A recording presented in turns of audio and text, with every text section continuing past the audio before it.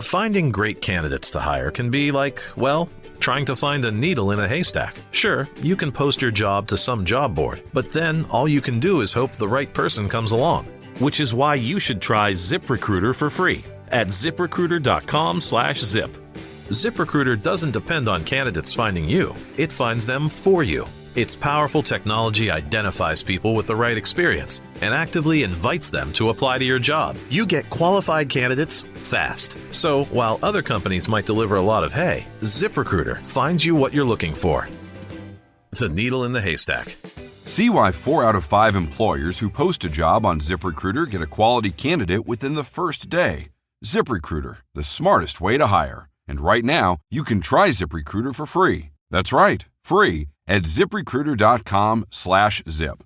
That's ziprecruiter.com/zip. ziprecruiter.com/zip. Okay, so we've got a really interesting set of searches here, all about tornadoes. Yeah.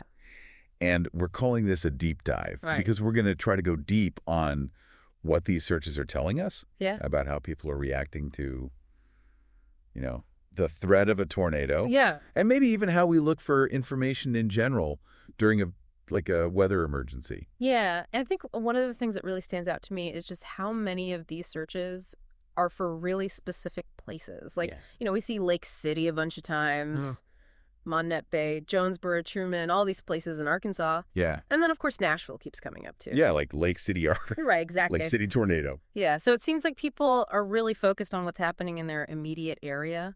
Yeah. Or maybe places they have family or friends. Right, exactly. Like they're worried about somebody in a specific spot. Yeah. And then on top of that, you see a lot of searches with today, yesterday, last night. People need this information right now. They're not just casually looking up stuff about tornadoes in general. It's very urgent and immediate. Exactly. And that makes sense when you think about, if there's a tornado warning. Right. You need to know what's happening right now. Right. And we see that even more when we look at the types of searches. Yeah. Like you said, some of them are really broad, like Arkansas tornado or tornadoes today, just kind of getting the big picture. Mm-hmm. But then we also see things like wedge tornado, which is a very specific type of tornado. Right. And pretty scary one. Yeah, for people who don't know, a wedge tornado is it's huge. Yeah, it's massive. It's wider than it is tall. Yeah, it's one of those where you just know, something bad is happening. Yeah, you don't want to mess with the wedge tornado. Nope. And the fact that people are searching for that specific term means they know what they're dealing with. Yeah, it means they're aware of this really dangerous phenomenon. Yeah. And they want to know more about it. Right. And then you've got all those searches for real-time tracking. Yeah. Tornado Tracker Live. Where's the tornado now? Tornado Map Live. Live weather. All that stuff. Yeah, it's like people are glued to their phones or their computers, just trying to stay on top of what's happening. Mm-hmm. Yeah. And it makes you wonder if that's changing the way we think about severe weather. Uh-huh. Are we relying more on these live tracking tools than we used to? Yeah. I mean, think about it. Back in the day, you had to wait for the news on TV or the radio. Right. Now you've got all this information at your fingertips. Instantly. And that's got to have some kind of impact. Right. And of course, we also see searches for tornado warnings. Yeah. Which just emphasizes how important those alerts are. Right. And then once the immediate danger is passed, people want to know what happened. Yeah, we start to see searches like tornado damage today. Right. And then they're looking for local news sources like Kate 8 or News Channel 5 Memphis, so they can see the aftermath. Yeah, it's like the story's not over once the storm is gone. Right. People want to know the full impact. So to recap, it sounds like we have a lot of interest in tornadoes, specifically in Arkansas, particularly around Lake City and Nashville. Right.